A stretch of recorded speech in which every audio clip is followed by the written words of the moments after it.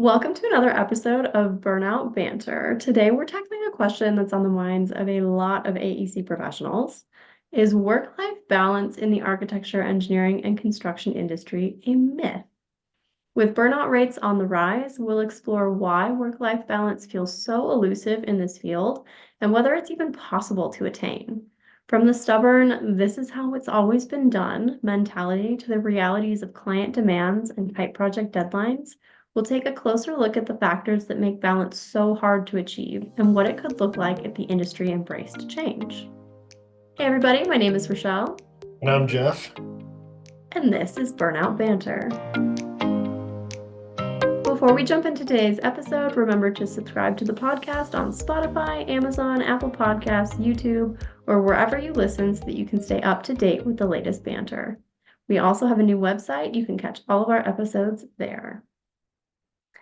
So Jeff, I wanted to start this episode with a question to you, or to get you to explain to the audience your philosophy of work-life balance versus work-life alignment, because I know you have very strong feelings about this. I sure do. So when you think about the word balance, what does that mean to you? Typically like equality, right? Like I pictured scales almost, like work in one scale, life in the other, and if they're balanced, they're both in line with each other. Yeah. And as humans, like when are we balanced? When you're walking, when you're running, like what does that look like? I And mean, I'm never balanced. well, you are sometimes. Anybody who's seen me run or walk or trip over things that aren't there knows that I'm not a balanced human being. But it's like even, maybe. How about if you're just standing still? Are you in balance? You've also never seen me stand still. I I bet mean, I it. would hope so. You're balanced if you are still, as long as you're not like tipping to one side or the other. Yeah, right. So when we're not moving and we have both feet on the ground or one foot on the ground, you're in balance, right? But as soon as you take a step, you throw your whole body out of balance and your body is good enough to adjust, right? And keep you in balance so that that step lands and then you're balanced again. And then you take another step and throw your body out of balance. So we're constantly in a state of out of balance. And I think that applies to work and life and all that stuff too, right? Where anytime we pick one thing to do, we're not paying any attention to the other things to do, right? I can't work and pay attention to my family or have, well, I was going to say have fun. I think some people can work and have fun at the same time. Um, Try to. I'm going to argue that one. I try to put creativity into my work as much as possible. to me, the idea of balance implies this perfect time when everything is working super well together, which I think can happen, but I don't think it's rare. And I think striving for it sets us up to be disappointed and frustrated with ourselves. So that's kind of where I take umbrage with the term work-life balance is I think, it's been put out there for everybody to consume, right? And I think when we don't have it, and most of the time we don't, because we're doing one thing or the other, then we're frustrated with ourselves. It sets us up to be disappointed with ourselves. We think there's something wrong with us. Why can't I achieve this thing? Um, so that's kind of my take on balance. And as humans, right, there most things, we can chew gum and do something at the same time, but like we can't do two things that require attention at the same time well.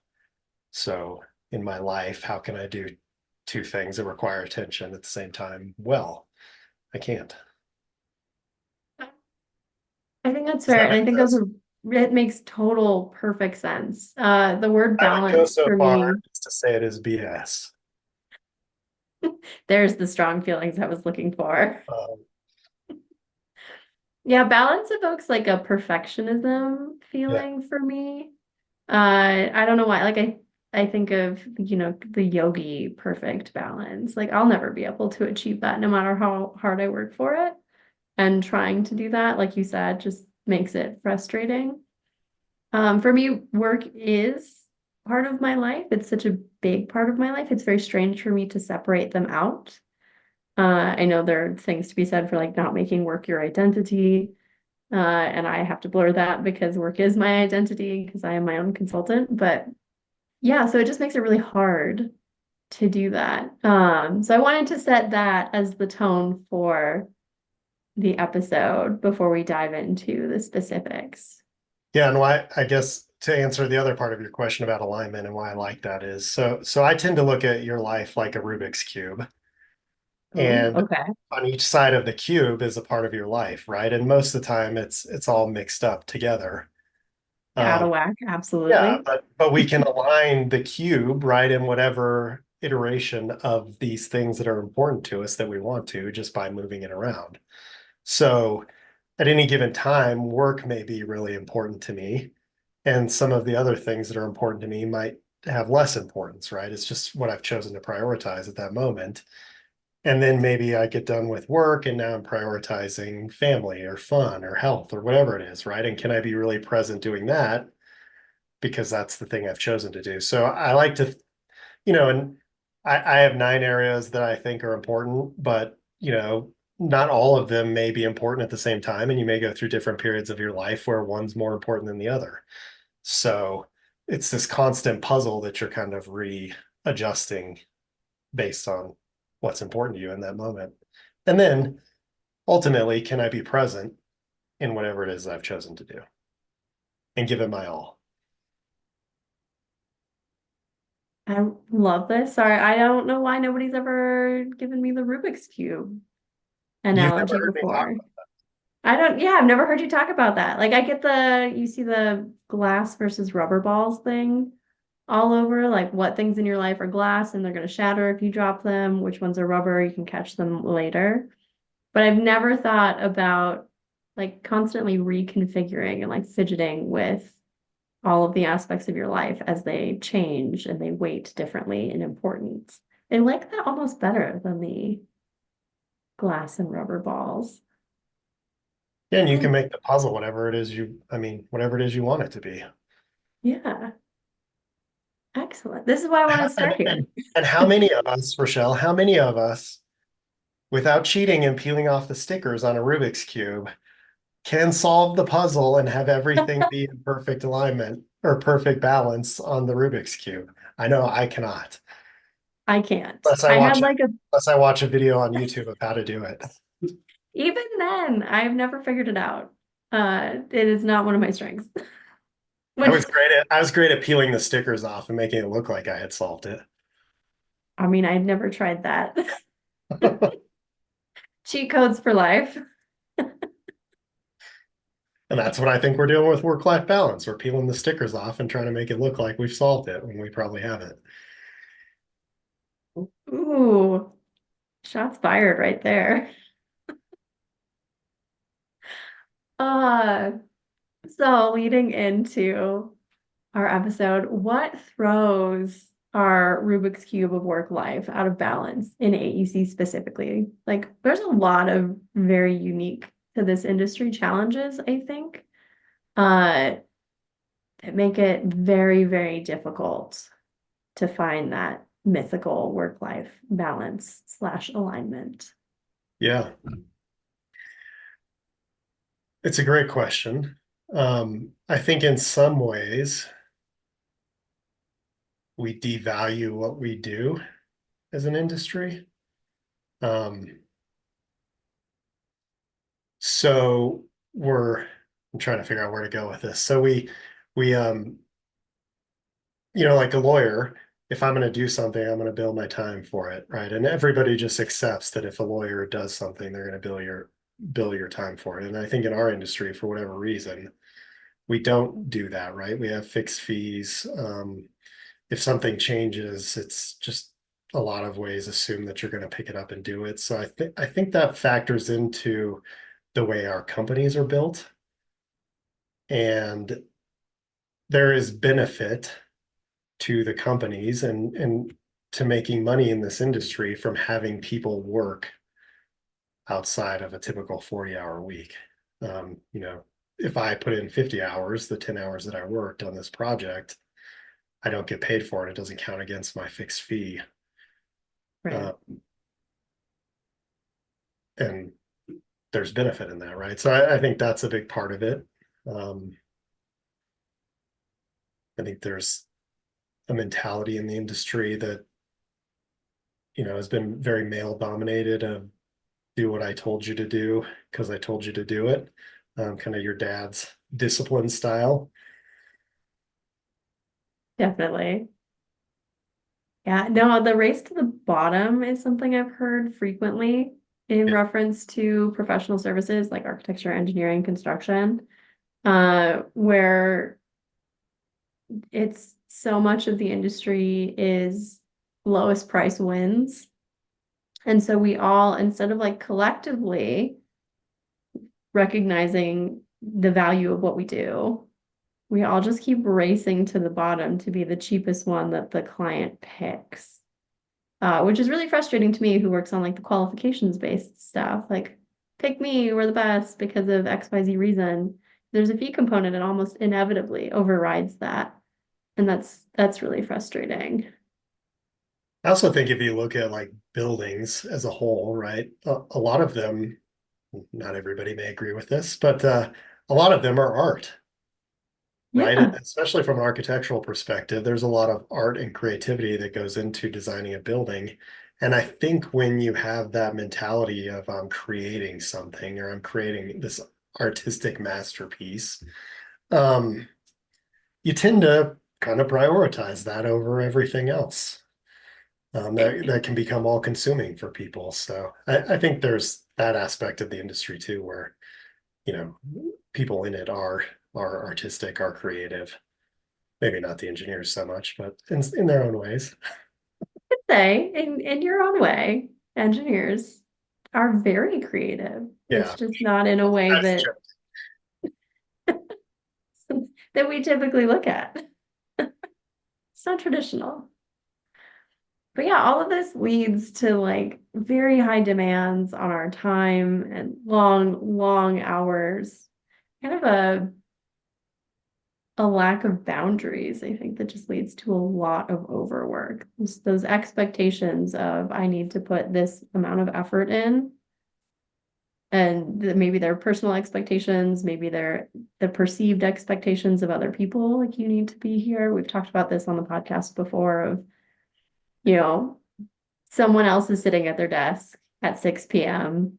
Maybe I also need to be sitting in my desk at 6 p.m. to prove to everyone that I'm doing the same amount of effort and work.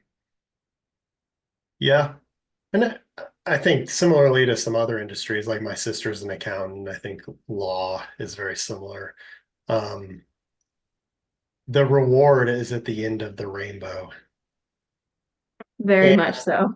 and you got to grind to get to the end of the rainbow to see your reward.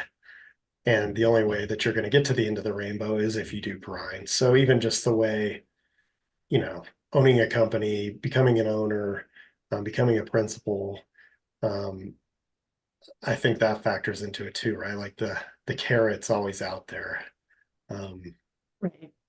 drawing you towards it. Absolutely. I'm sure this is the same for, designers and engineers and stuff, but on the marketing side, there are very few places to move up. So like, yeah, you're constantly working as a coordinator. You're like, all right, I'm gonna make it to manager. Maybe eventually I'll hit director. Maybe I'll, if I'm really, really lucky, get to a principal level if I move somewhere else. But you're competing against, like in a large firm, you might have 5 to 10, or like a medium size, like 5 to 10 marketers who are all competing for that one management position to move up into. If that manager ever leaves or moves up on their own, and then trying to move up into that mythical director position as well. So you're just constantly striving for something that is very unlikely, unfortunately, to exist within your company. You might be able to achieve it by leaving your company, but yeah, I feel that Yeah. very deeply. Yeah. So I think all that leads to, you know, I'm going to prioritize work over other things. And I think that's the way this industry has been for a long time. I agree. I always think about a company I worked for, one of the principals, she would go home every day at 5, every single day at 5, to take care of her kids. And then she would come back into the office at like 7 o'clock and work until midnight. Which to me was work-life balance at the time. I was like, man, she's figured it out. She's got it down. And I don't actually know if that's true. I wonder about her a lot. Like, how did her kids perceive that when she left and went back? And she was there on the weekends too. I'm like, she wasn't spending time with them. And this is just me looking outside in. Um, but for me, that felt like she'd gotten it figured out. And I don't know. I don't know if that was the answer. Yeah. Well, I don't think there is a right or wrong answer for anybody. But I think the other thing that factors into this, right, is look at architecture school, look at engineering school, look at what contractors have to do when they're first in the field, the hours they have to work, how hard architecture students are driven and engineering students are driven to even just get to graduate. So it's kind of like baked in Glad you college brought that that up. just how this is going to be going forward, and we're just getting you ready for your career. When you're going to be sleeping on your cot in the architecture building. It'll be the same as sleeping in your chair at your desk. Yes. Yes, So which it is really starts, unfortunate. huh? It's so unfortunate that we start at that level. And that's Instead, when we we could should be be teaching them optimistic. what work-life balance or alignment and boundaries looks like in college too, so that, people have a better habits going forward. So I think this leads really well into my next point, which is that mentality that we get stuck in of this is how it's always been done. Wow, this is how it's always been done, or this is how we've always done it. Because I think that's what's getting passed down, right? Like your architecture, your engineering professors have been in the field in the working world, and that's how they were treated. And so they're passing that down to this next generation. Like, and we're just reinforcing these bad habits within the culture of AEC. And I'm curious, like, why can't we break that? Why can't someone stand up and be like, please don't put that cot up in the library? Like, you can finish this project within the time that I have given you. Yeah, I mean, I do think it's breaking. I wouldn't go so far as to say it's broken. We've broken the habit, but even the engineering firms I've worked in from when I started 25 years ago to now, there are vast differences in how people are treated and seeing them more as people that have lives outside of work than just being this instrument that does whatever they do at work. Is that at every company? No. I still think there are some companies that are pretty old school about it. And like I said, it's a part of how they make money too. So how do you how do you have the same profitability on projects or profitability as a firm if you break that habit, right? Like what's different? And I don't know that people have figured that out yet.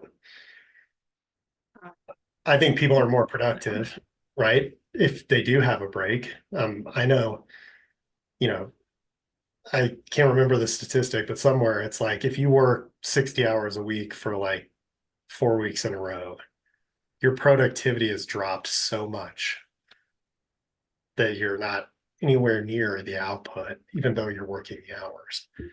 So I think somewhere in there, you know, people will be more productive if they take breaks during the day. They will get more done instead of just sitting here and grinding away for 9 hours straight or 12 hours straight or whatever we tend to do.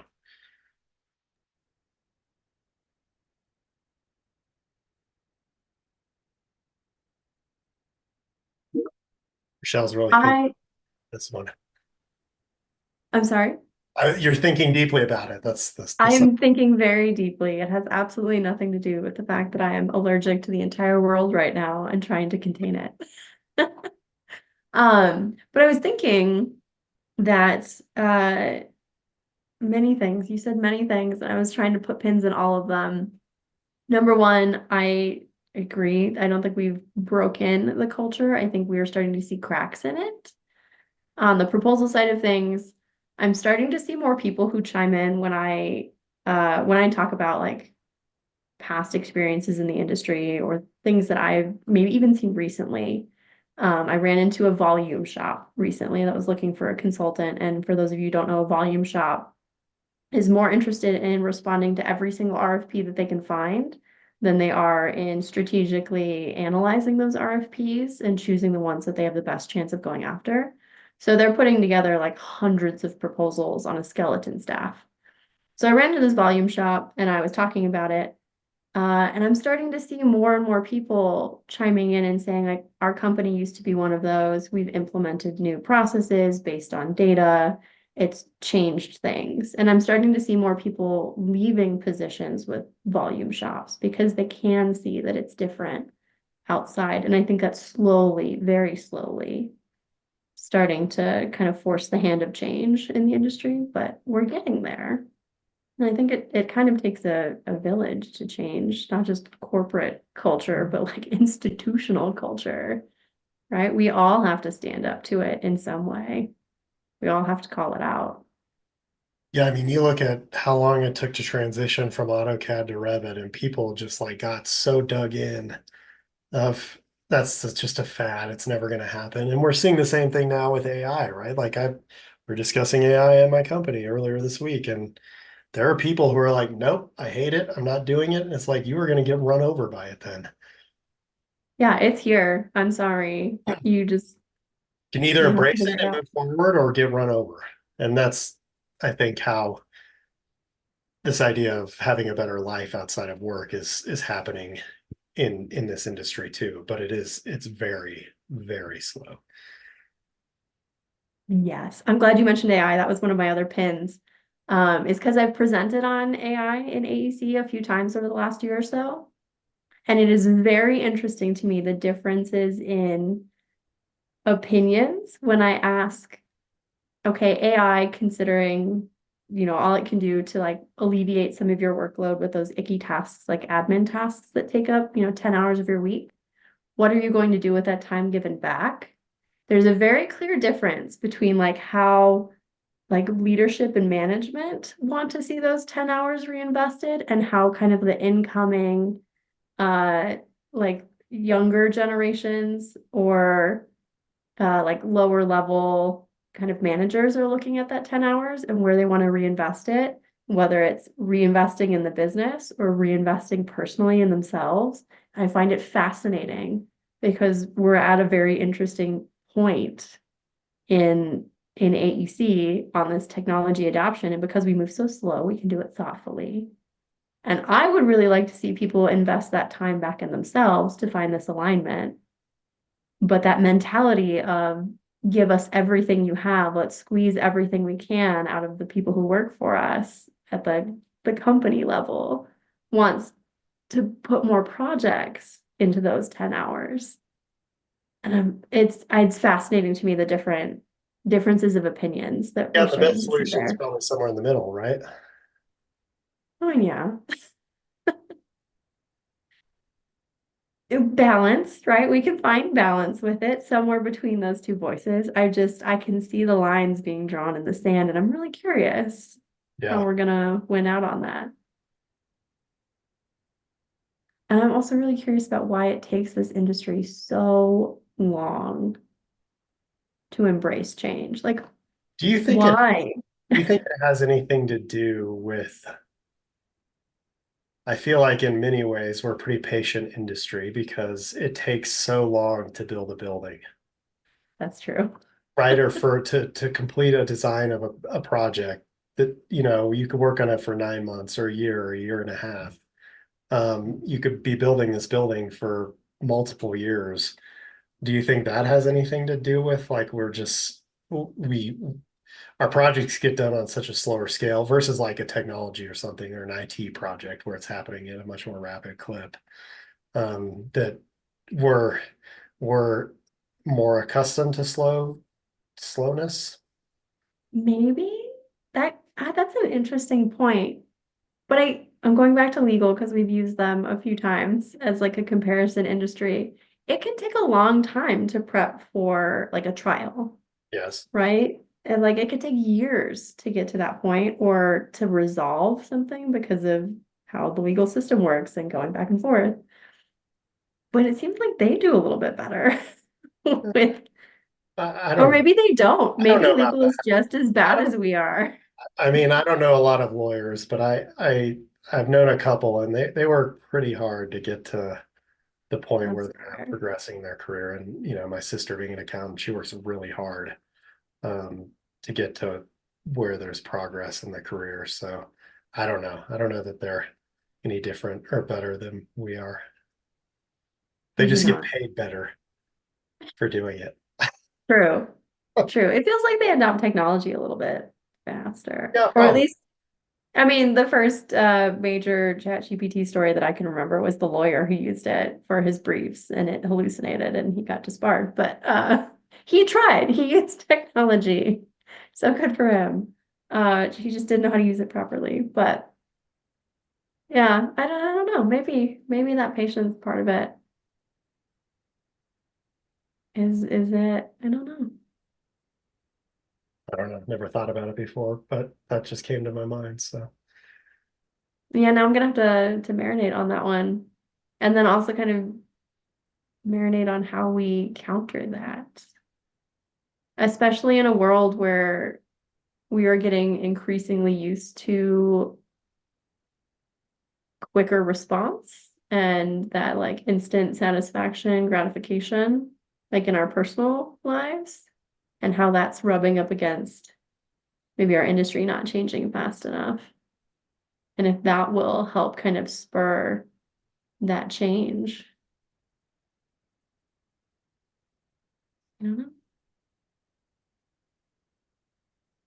we've stumped ourselves. We did. Yeah, we need our listeners. Please send in your thoughts on this because we are we're stuck. Do you think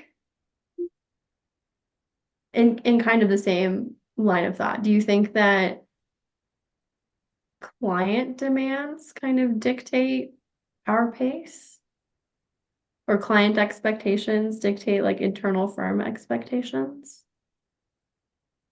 Yes, if you just listen to the client expectations without understanding them or without questioning them.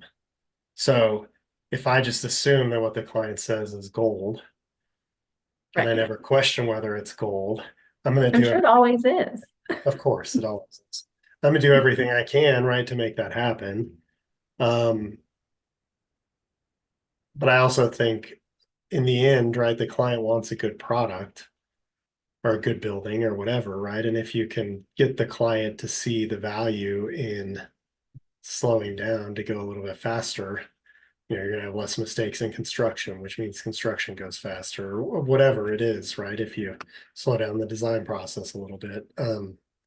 If you can get them to see that, then I think they understand, and most good clients would want that or appreciate that. I think not everybody, but It'd be nice if it was everybody, but yeah, I agree. Some of them probably would consider that. I think most I of us feel like just say yes to whatever clients want because we're scared to lose the work in that race to the bottom that you mentioned. If I don't do it, somebody else will, and I'm not going to have enough work. So we just say yes to everything. I'm literally experiencing that right now on a proposal. Very, very frustrated. The client put out the murkiest scope of work I've ever seen. It's like 60 different sites that need to be like surveyed and designed along this route. And they want a fee for it. And I don't deal with fee as a marketing person. We know Rochelle doesn't play with numbers. I play with pictures and words.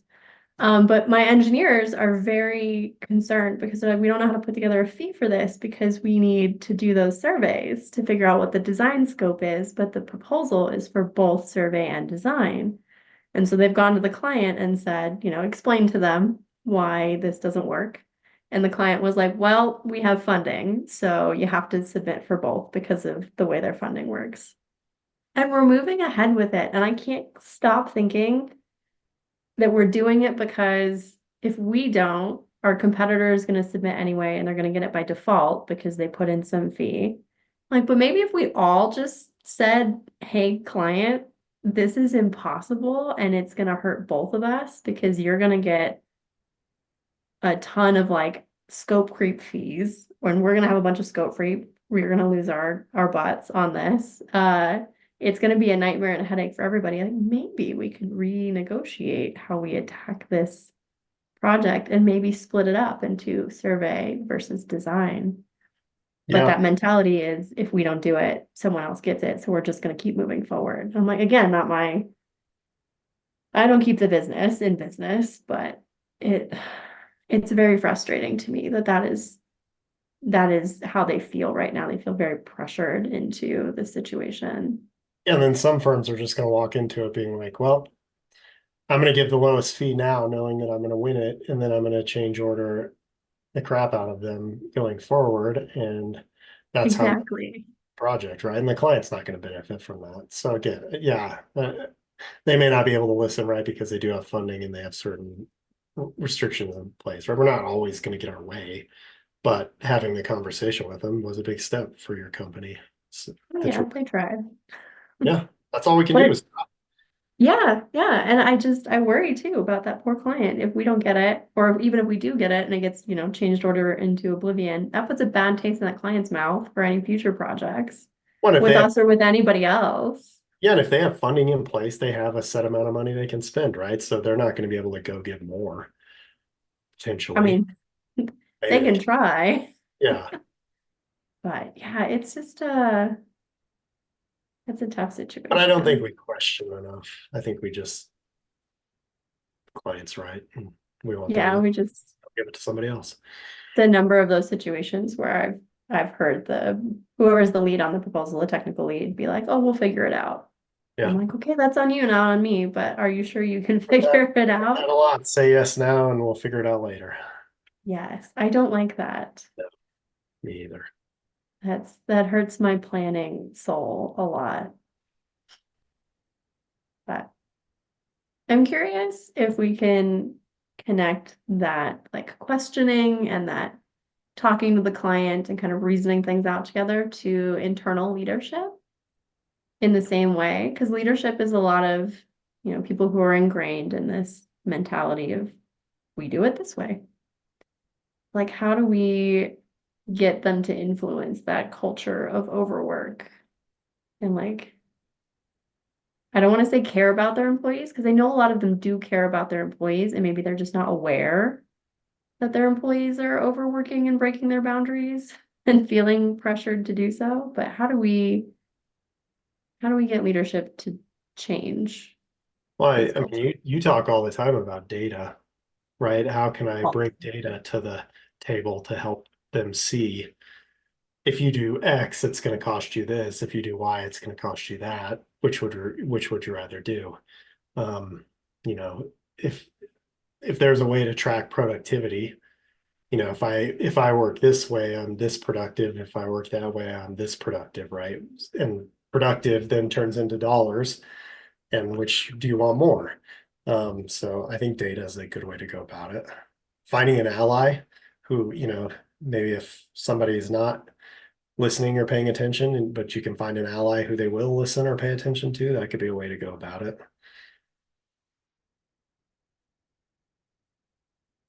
that's a good point. We talk about allies a lot in our change management workshop and how important it is to find those people who are like maybe not going to lead the charge, but will throw their weight behind it. Every firm has one of those. Every firm has someone who is like very well tapped in to the culture and the people within it. And you just need to figure out how to use their influence wisely. Yeah. Um, That's a good call. yeah, I mean, I think those are two of the primary ways. Um, could just be waiting for the leadership to change too. Sometimes that needs to happen to turn something over and really have a big shift in how the company operates. True, true. We talked in our leadership episode about like leading by example and how maybe there's I don't want to say miscommunication, but like silent expectations. We talked about silent contracts before we jumped on the episode, and so now those are stuck in my head. But there's like this perception that leadership expects me to do this thing, and so I'm going to do it because I'm seeing leadership do this thing.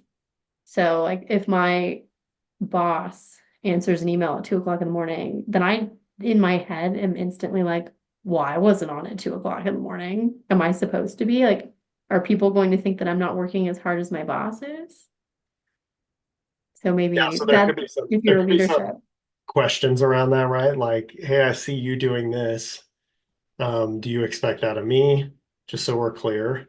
Um, if I do this or don't do this, how does that impact my future growth here? Right. So now instead of assuming that we have to do this, we've at least had the conversation, and maybe the answer is yes, and maybe it's no.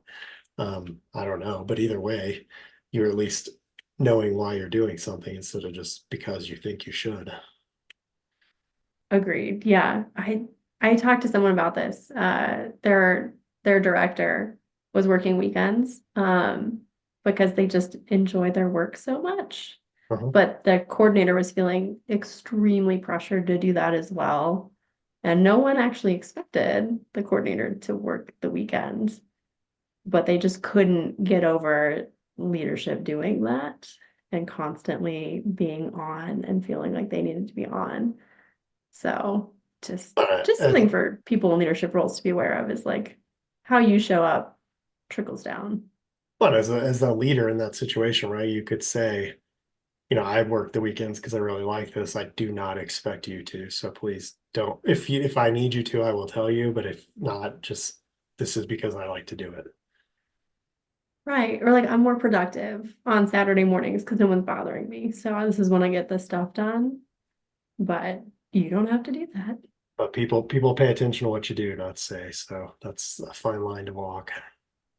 Yeah, it's very that gets stuck in my head too, that conversation all the time. Like how would I have handled that in either side? And it's difficult either way. But so I wanted to tie everything back, right? Back to balance, back to alignment. So we've really talked about the challenges in the industry and the mentalities, and we've decided at the very beginning that balance is a myth. Myth busted. We're going to hard answer that one in this episode. Work-life balance in AEC or in any industry is a myth. But what could work-life Much nicer way of alignment saying look for us? Go ahead, what? a much nicer way of saying BS. That's on you. You can say it all you want. I like myth busted. Okay. But I'm curious, like for you as a technical person on the engineering side and in a leadership role, like what does alignment look like for you? What would it look like for your team? What would you hope for them?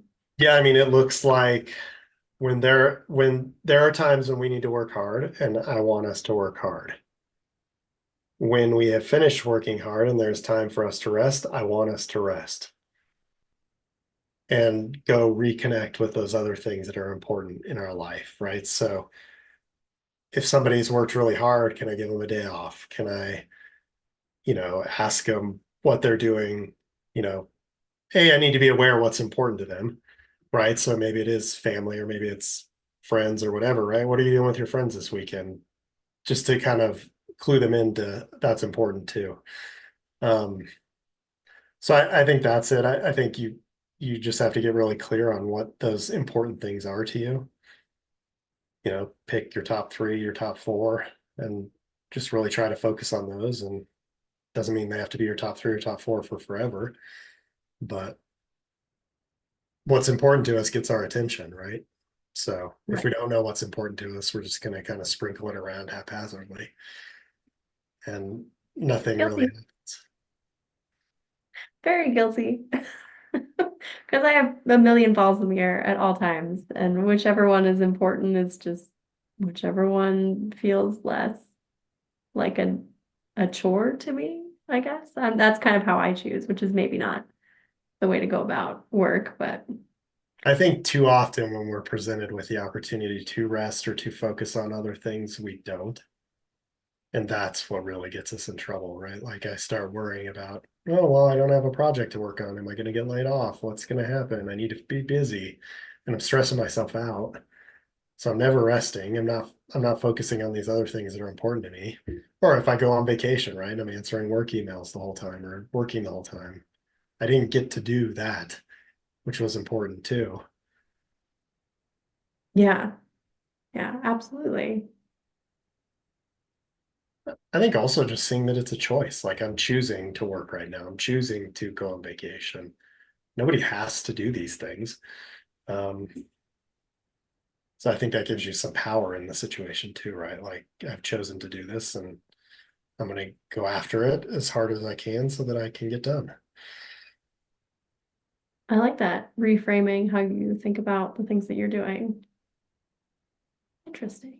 When we feel like it's a have to, it's not very motivating. No, Or I should I like was it trying to should be think of how many things.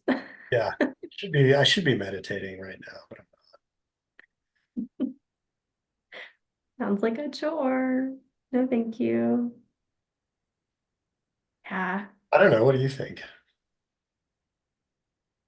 I'm over here trying to resolve all of my thoughts as if I didn't actually think through them before the episode, and now I'm rethinking what I had You know thought what you'll be thinking about all afternoon. all afternoon. Except I won't because what I do is I choose to work so I don't have to think. Oh, okay. That's nice. And I know that about myself. I've learned that about myself. Um, but I feel like as a proposal manager, I've become more and more accepting of the nature of the role, sometimes requiring some odd hours. I don't tolerate it anymore if it's me working an evening or a weekend or a holiday because someone dropped the ball somewhere in the process and didn't communicate with me. That's not an excuse. Um, but sometimes something happens, the client does something that we can't account for, we couldn't have planned Yeah. for. Or, we get a new piece of information and change strategy. Like it's no one's fault. It just affects my schedule and I have to crack down and get things done. That I don't mind. That I will jam on, figure it out, and then try very hard to create space to give myself a break to recharge. Um, because that I have also developed a lower tolerance for is just back to back to back proposals. I'm constantly juggling like way more than I should proposal wise. But I do try to be a little more fluid, I guess, in my Rubik's Cube of important things. So like I am the worst example of best practices for work from home of anybody. Like all of the conventional articles, I'm terrible because I'll work for like 2 or 3 hours and then I go do something unrelated. I'll go in the garden or I'll go play a video game in the middle of the day, turn off my phone, not think about anything, and then I come back to work because I needed that mental break. But I found like that works. That's not okay, but I hear you talking about that and that being a negative thing. And I don't think it is. I think it's a great thing. There's a guilt there, right? Like it's the middle of the Sure. day. Yeah, there If is I guilt. take like a 3 hour lunch because I'm gonna go read a book. Did you get your stuff done?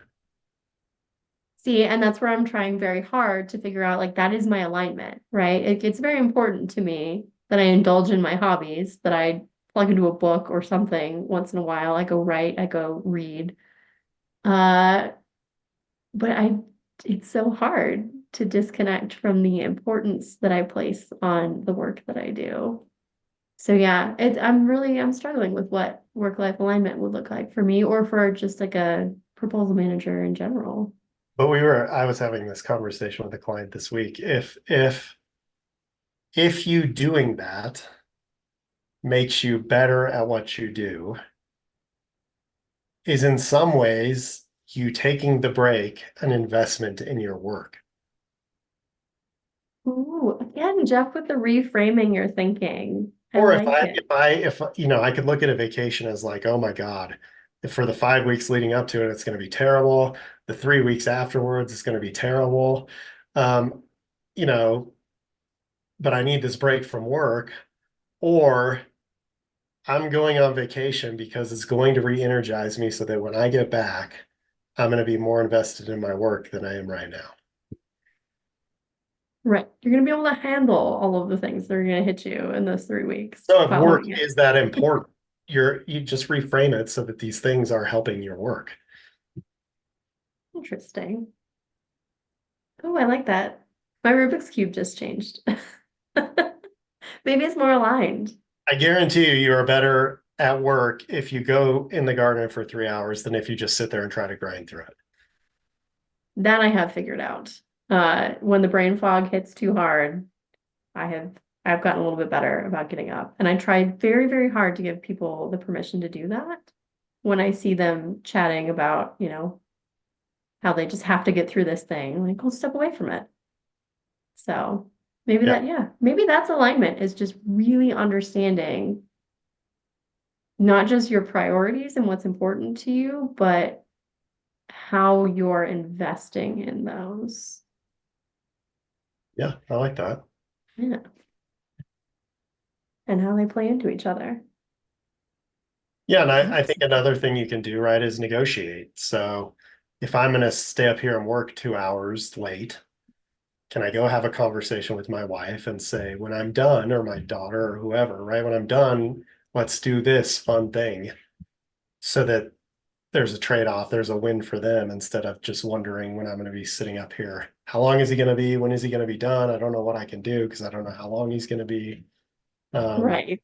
yeah. So I think having those conversations and making the trades um, is important, is a good way to handle it too. I agree. I agree. I think that's a really practical approach and strategy for listeners to use. Negotiation, communication. If we don't say that enough on this podcast, communicate usually solves 90% of our problems, whether it's communication with ourselves or others. But Because it is, right? Leading up to a vacation, you are going to work extra, but you're choosing to do so that you can go on the vacation. Now the lack of trade-off happens when you go on vacation and continue to work. Um, but if I know I'm going to have to push through this week so that next week I can take a vacation and relax, that's a good trade-off for me. That's alignment, right? I'm gonna prioritize work this week so that next week I can be on vacation with my family or my friends or whoever.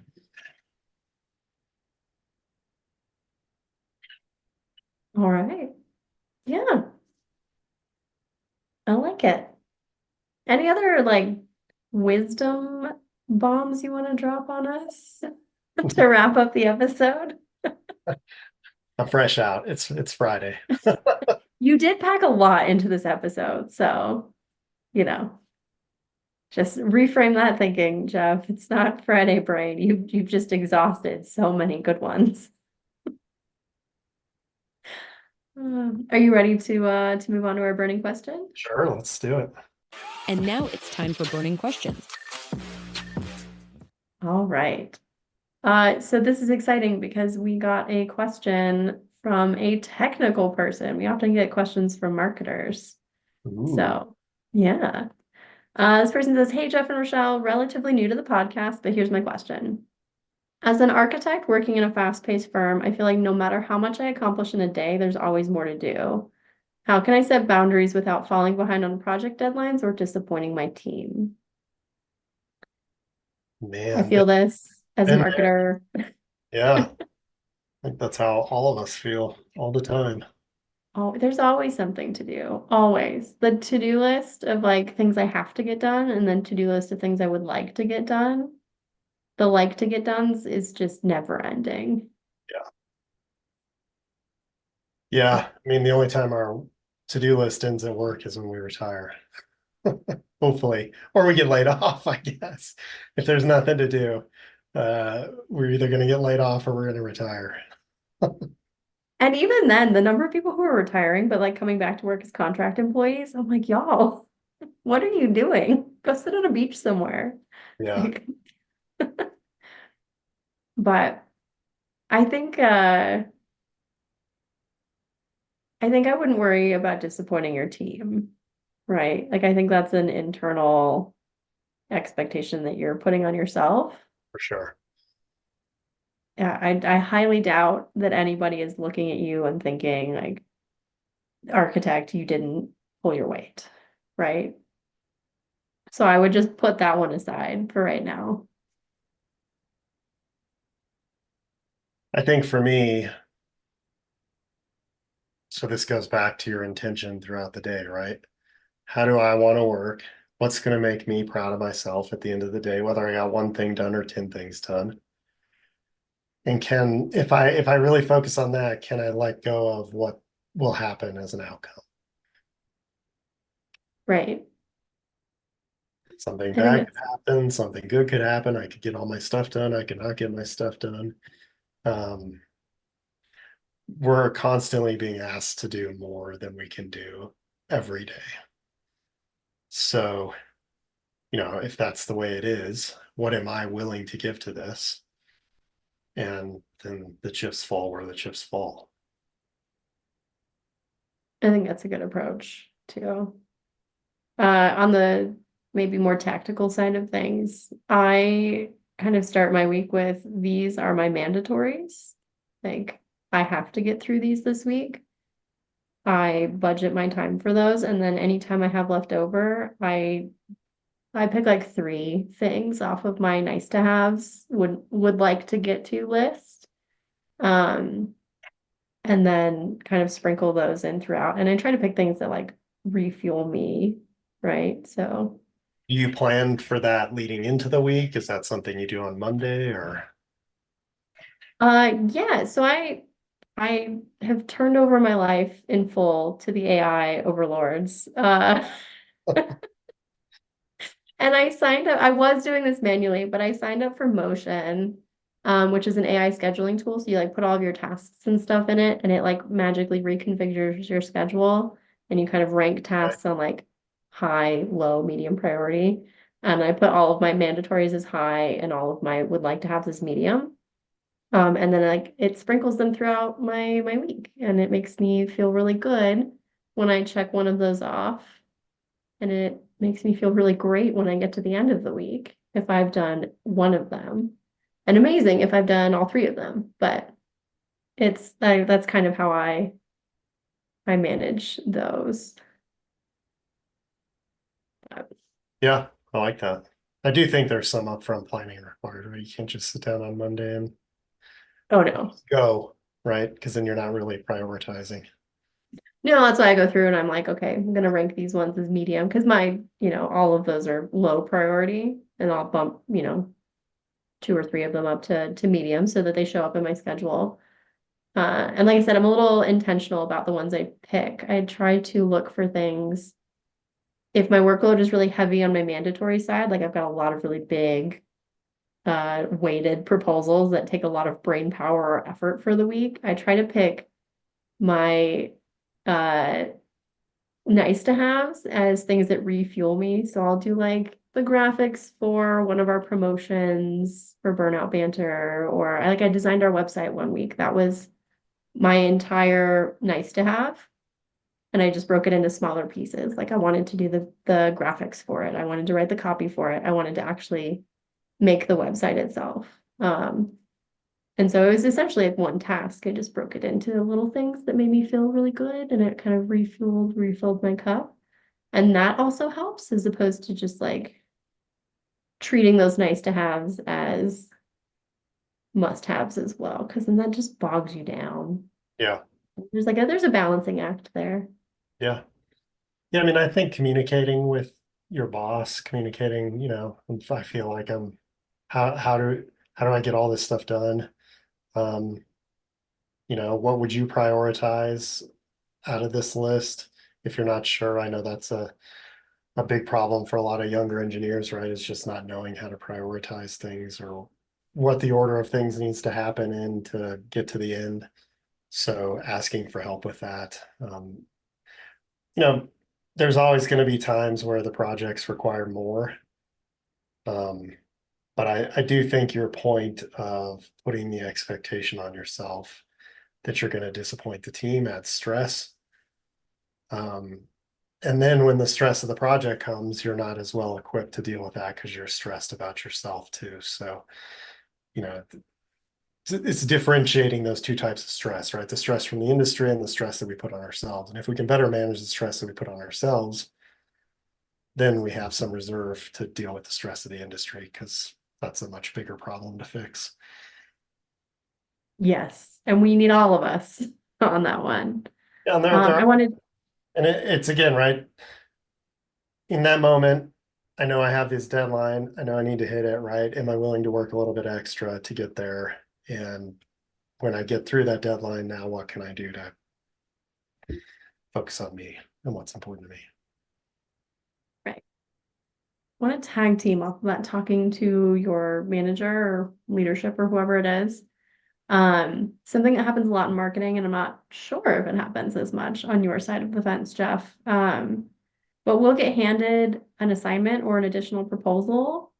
And it took me a very long time to figure this out. I don't know why, because maybe my, as the kids say, main character energy is high. But it took me a long time to figure out that sometimes I would be handed a proposal and it would just like tip my workload way over. Like there was no, I was already at capacity and that extra proposal just would drown me. But it was because leadership or management or whoever handed me that proposal didn't realize what was already on my plate. So if I had just gone to them and said, hey, I'm already working on 3 proposals and I'm assisting with a conference, where do you want me to shift in this next project? Or how do you want me to balance that? Or what is the priority here? It might have led to a conversation about that. And so I'm wondering if maybe something like that is also going on with this architect and the always more to do if they're being handed additional things without maybe they have multiple teams that are giving them multiple assignments and those managers aren't talking to each other and it's just piling up on this poor architect. Yeah, could be. So That's yeah, communication. having that, you know, well, I can get 3 of these 4 things done. I can't get all 4 done. Which 3 do you want done? Um, and that's the boundary, right? The boundary is I'm not willing to put in the time to do all 4 of these things, but I will put in the time to do 3 of them. Which, Right. I need to sleep. I need to take care of myself. Like I need yeah, to do be a you human want these done being. well? I could do all 4. They're not going to be done well.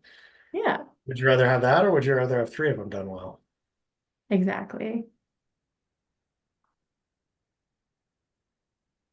Any final thoughts for our architect? You're not alone. You're not alone. That's very true. We're here for you. Your team is here for you. The industry, we're rallying them. They will be here for Feel that you. on a daily basis. Rochelle and I included. Yes. Yes, very much so. We're all going to figure it out together. Well, Together is the key part. You don't have to go together. do it on your own. You don't. No, that's true. Well, friendly reminder to our listeners, if you have a burning question like our architect, you can email it to us at burnoutbanter@gmail.com. You can also use the contact form on our brand new website, burnoutbanterpodcast.com. Please remember to like or subscribe to the podcast on Amazon, Spotify, Apple Podcasts, YouTube, or wherever you listen to make sure you never miss an episode. And finally, please don't forget if your organization is struggling with burnout and stress management, Jeff and I offer in-house coaching to help you and your staff get back on track. You can also reach out to us at burnoutbanter@gmail.com or on LinkedIn for personalized support tailored to your team's needs. Or if you're struggling with work-life alignment as well. Or work-life alignment. That is Jeff's alley, and he will definitely coach you through that. All right. Well, we'll see. Oh, do we want to mention our scary stories? Absolutely. Listeners should have a couple of days. We're accepting entries for our October special edition episode where we're going to be reading your burnout horror stories, campfire style. on our episodes. So you can, again, email those to us or submit them via our website. And we're going to show that we're in this together. And we can fix this together. Yes. All right. Well, I look forward to that. Me too. Spooky season on theme. I love it. All right. Take care, everybody. Take care.